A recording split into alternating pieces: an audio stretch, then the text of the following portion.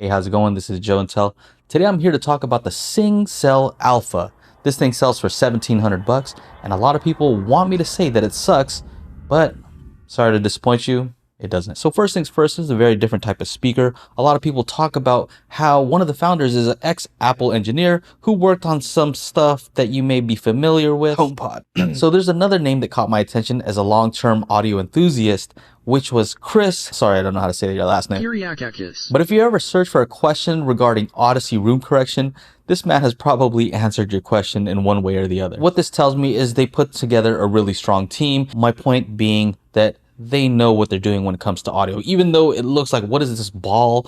There's some real science behind a lot of this stuff. So if you don't have time to watch the entire video, here's the takeaway. This thing has very impressive bass, and to me, that led to it being far more engaging than I expected for a speaker of this shape and size.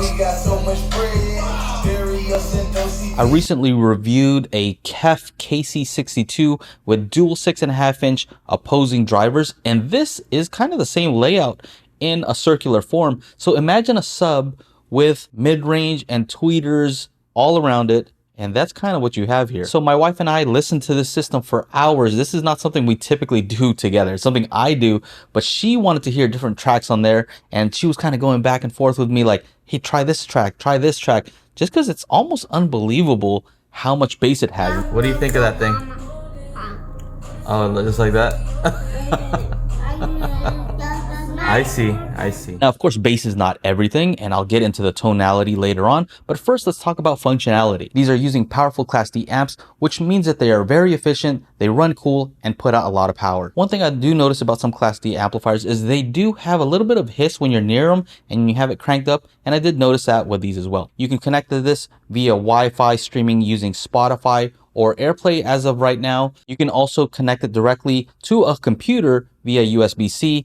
I do not believe that you can connect it to a phone at the moment. So I tried to get this working with an old iPad and it was just too outdated. I had to get one with a newer operating system and it worked. All right, so this iPad is too old. It says it requires iOS 13 or later. As far as my phone, I tried to use it with my Android phone and there's just no Android app as of right now. So I did use this with other services like Qobuz and Deezer, because with an iPad or iOS device, you can always AirPlay from those services. What I did notice is once you have this set up, you can use an Android device with Spotify because it does see this device. One thing I really like about this is it can actually calibrate itself to the room. Let's see what the frequency response is of that sweep. Very interesting sound. Normally you have to have an external mic. This has mics all around it, and with a sweep test, it's able to determine where it's located within the room. If it's near a wall, in the center of a room, of course you'll have different room modes and it'll adjust for that. The other thing I did notice is it only adjusts for the bass frequencies, not the higher frequencies, which a lot of people would agree is the correct way to do it. I got to see where the changes are actually being made, and I see it's mostly below 100 Hertz, mostly like below 80 Hertz actually, that it's actually fixing. It's not doing too much above that frequency range. The other thing that you can do with the speakers, you can change the center imaging, meaning if you're over there, you can make it sound like the vocals are directed over there. If you're over there, you can point the vocals over there and vice versa. So it's kind of fun to move it around to see how it changes the sound. I didn't really need to use it because I didn't have it in the center of the room, but if you do plan on using it there, you might find that useful. So it's hard not to talk about the looks of this thing. It looks like it came from outer space. This is like no other speaker that I've ever seen before, except for that old Harman Kardon speaker. He may have worked on that as well. This does have multiple drivers, which I found interesting.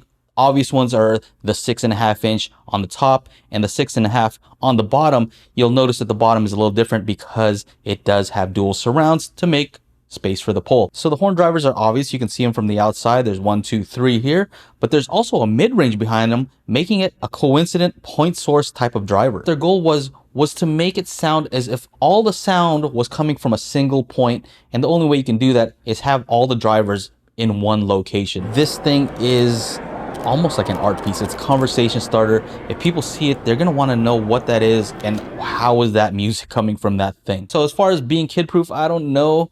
The woofers are exposed, and I'm scared that maybe somebody's gonna put a cup on top of there just to see how it shakes. Don't ask me how I'd know that. Also, the tweeter is exposed. Little fingers can't really reach, but other objects can. So as far as tonality, my measurements will verify what I heard, which is a ton of low bass, crazy low bass, and almost surprising.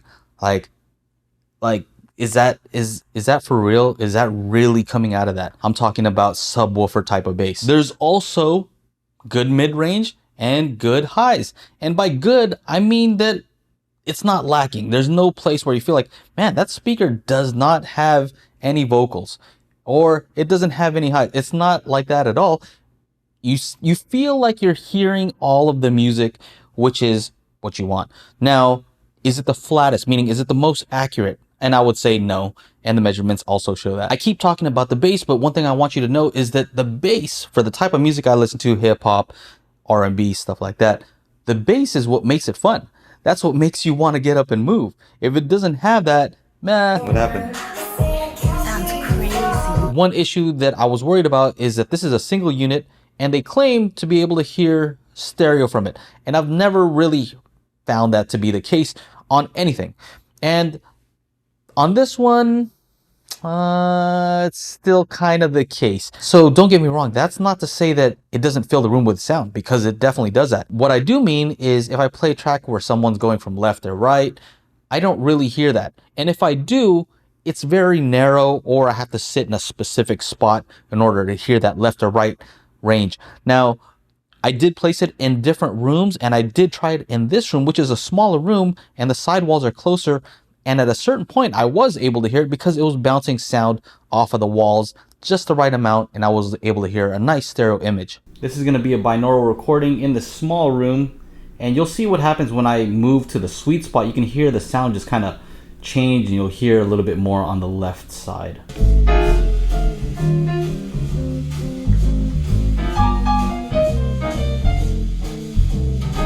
Right there.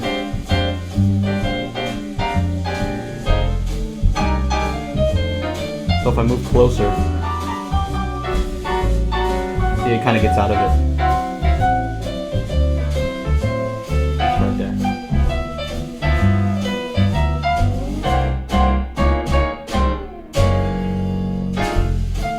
Watch if I back up a little bit.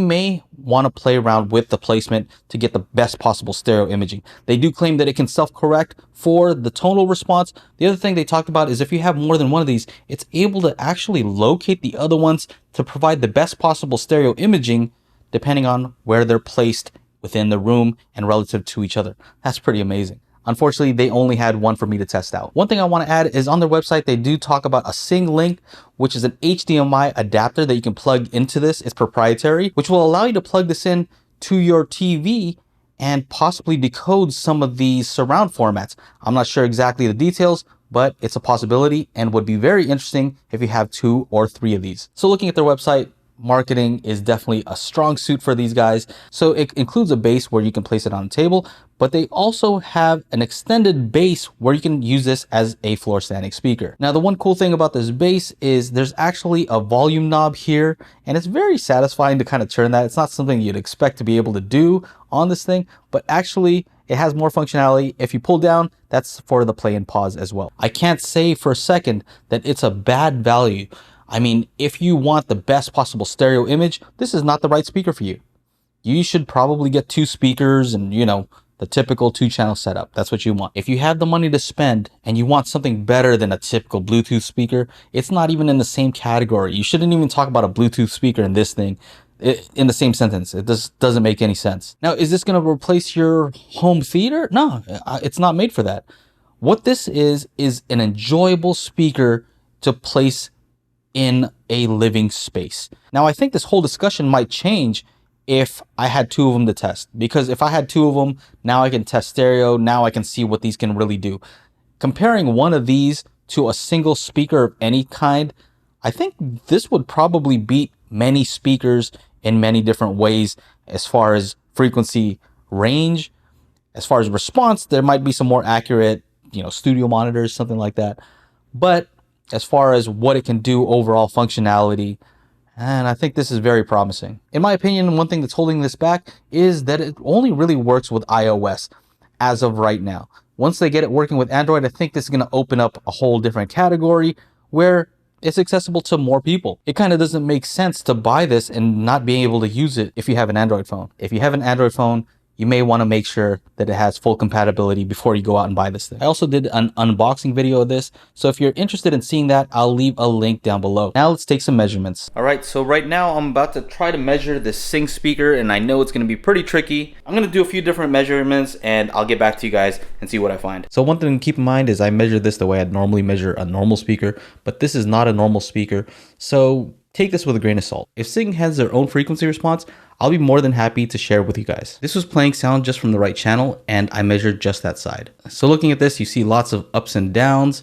This was measured near field. This is the bass I was talking about here. It's really bumped up below 40 hertz. I calibrated this for 86.1 dB, so 3 decibels down from that would be 83.1 dB. So at minus 3 decibels with this big old bump, it was hitting down to 17 hertz. So they claim 30 hertz, which is very reasonable. That's around here, but you can tell that I was measuring bass much further down below that. They might be accounting for this bass bump, so they're not really counting that. Either way, I was getting some really deep bass. Here through the lower mid range, the mids, it's peaky. And the other thing that you'll notice is that it is a rising response. Looking at the left channel, I got a similar response. And then looking at the left and right combined channel, slightly different. So I put this on something that can spin it around.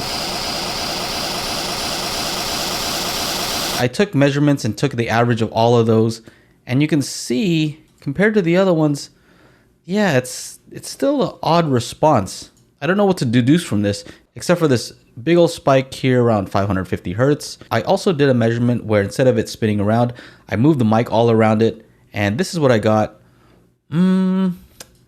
Yeah. Very different from what I'm used to seeing with other speakers. I wanted to do a test to see how it would change as I raise the volume. So this is the reference volume. If I went down 10 decibels, you can see that the frequency response was still the same. If I went down 10 decibels more, then you can see here that it's pretty much the same. And this is probably just noise because it was so low in volume. So when I go up another 10 decibels, this is 96 decibels from about a foot away. And you can see that compared to 20, it's still the same. It's not until I get to 0 dB here on REW, and 0 dB would be at 100 decibels about a foot away. And you can see here what happens is everything stays the same except below 200 hertz, it starts to drop off the bass.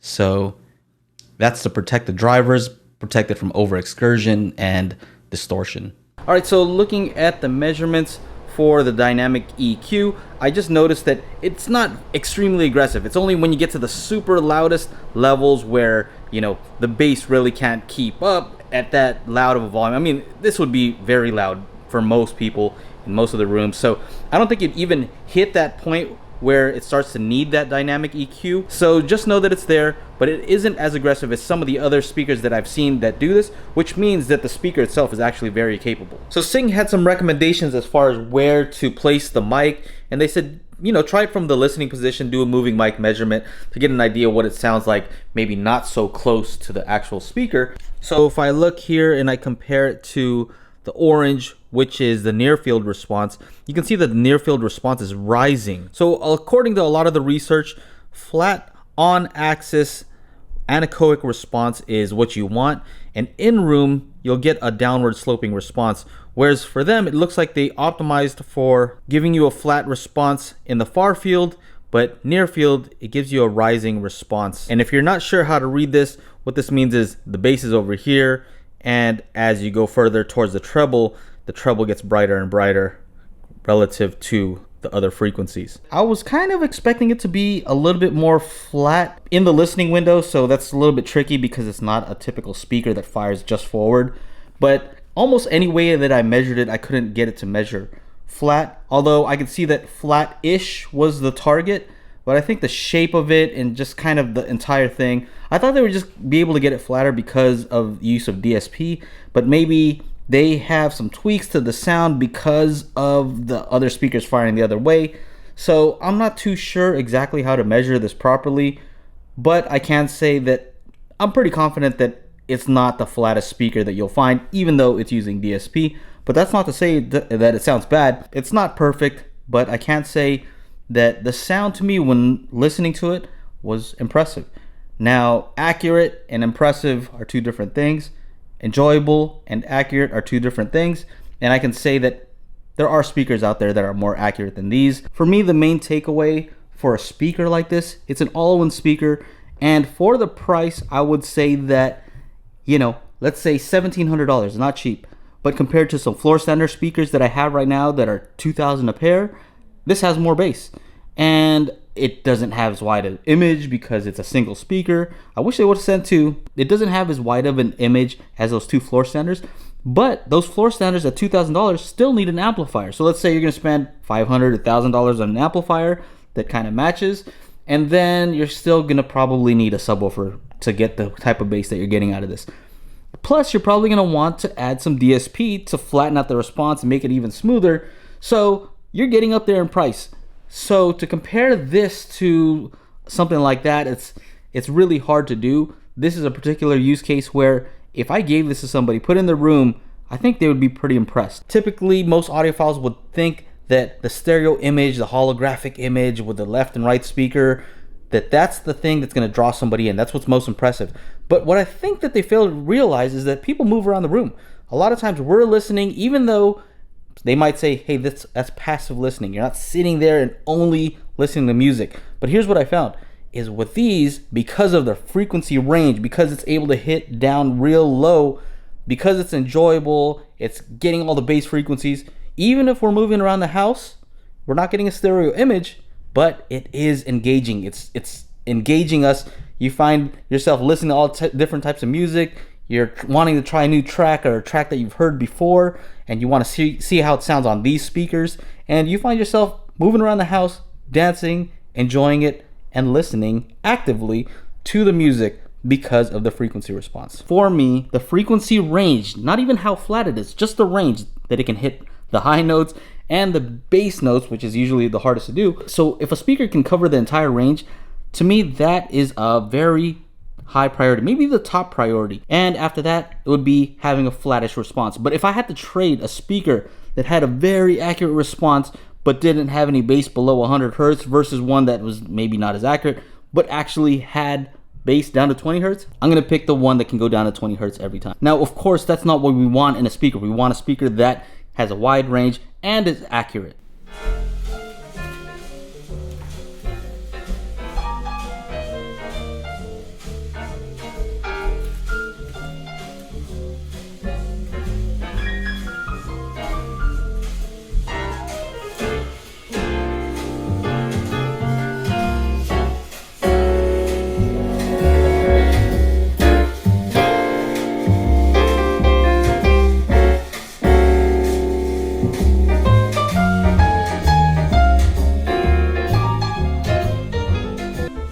So this is the same song playing on some ELAC Unify reference floor standing speakers that are $2,000 for a pair, plus a Yamaha amp and an SVS 3000 micro over there.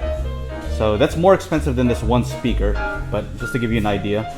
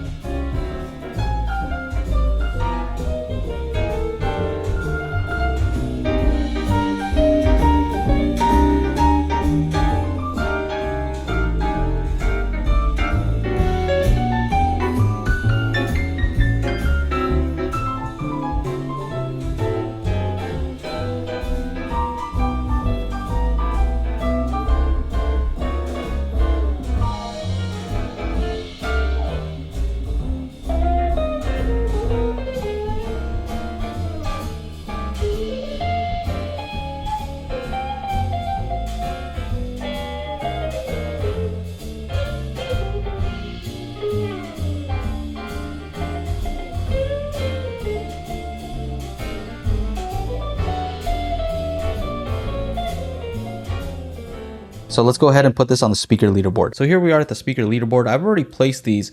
They do fit into the powered speaker category, and it's very tricky because this is kind of like 3 speakers with a subwoofer all in one body. And so you don't get that stereo image, but you get crazy bass. So I placed them here below the ARB51, the Klipsch the 5s, and above the IN5s. I mean, IN5s are more accurate, but I'm taking a look at the looks, build, functionality, sound quality, and value. So overall, I think that these, as far as functionality and value and the looks, beat it. So yeah, it's really tough.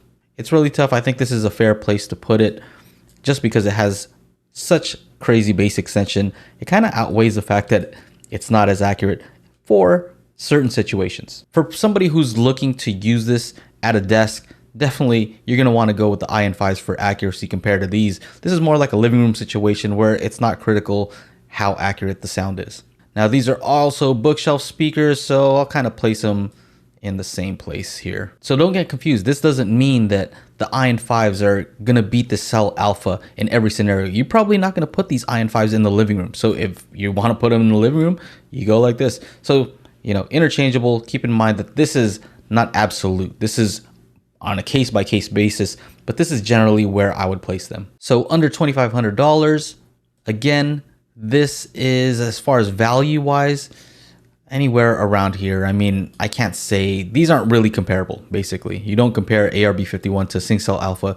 If you want the ARB51s, you just get those because you want that stereo image. You get the Syng Cell Alpha if you want a different look and you want a ton of bass. So this can go like this. So this is best overall sound. This is not talking about functionality or anything like that, just pure sound quality. And I do have to say that any of these other speakers with a sub is gonna sound better, but they don't have subs. And so that's why it's kind of tricky to place these. They're powered and these really act like subs. So standalone, one speaker versus one speaker, this is gonna probably beat a lot of these other ones. It might be at the top when it's a single speaker versus a single speaker. But if you want a good stereo image, well, these are gonna beat it. So in order to compete, you would have to go and buy 2 of these, which gets pretty expensive. So I think this is a fair place to put it. If you ask me if I would rather have a pair of R200s and a sub and an amplifier, I'm gonna pick this for overall sound quality. But as a standalone, just keep in mind, this is a beast. So there you have it. That's my review of the Syng Cell Alpha. I have to send it back, which I'm very sad about because I really like this thing. My wife likes this thing too. Syng, why don't you guys send me 2 of them when you have them available so I can do a stereo test? And yeah, I might have to buy some. Anyway, if you enjoyed the video, make sure to like, subscribe, ring the bell to be notified when I upload new videos. Take care. Bye-bye.